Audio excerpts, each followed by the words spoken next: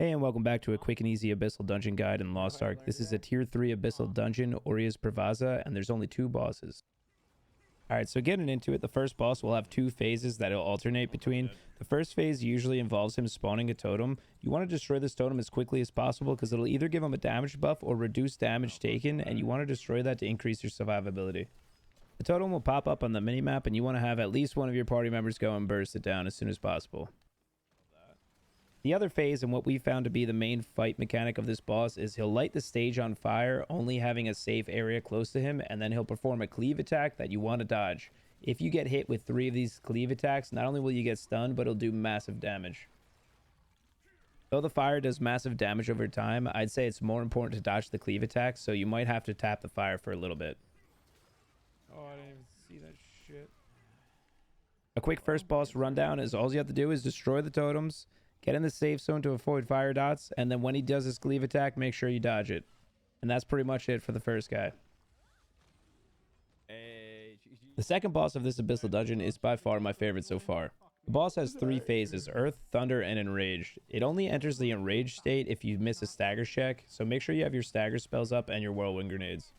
You'll see the first mechanic you'll run into at the top right of the screen. The boss will summon a clown that targets one player. You want to kill this clown as fast as possible, or else it'll cause blindness like you see here.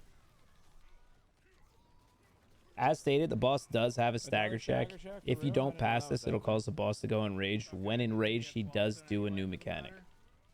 When he's enraged, it'll enable him to do a white mechanic. He'll fly up in the air and a bunch of red balls will chase the closest player. These red balls will stun the player, and there's also AoE on the ground. Eventually, the whole arena will light up red and you got to make to the safe zone, so it's very important you don't hit the red balls.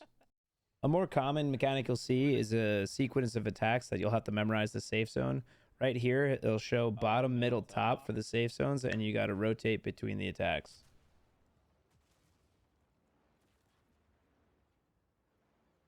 Wow, y'all. For the last mechanic of this fight, you'll want to predetermine quadrants of each party member. In this case, I'll be playing top right. A bunch of safe zones will spawn. You want to match the star of the safe zone with the one over the boss's back. You want to make sure a text pops up that says Aura of Protection. The boss does this at 12 HP, and he'll do 3 cycles of it, switching the star type each time. All you got to do is make sure your team has each quadrant, match the stars, and then from that, the rest of the fight is a tank and spank.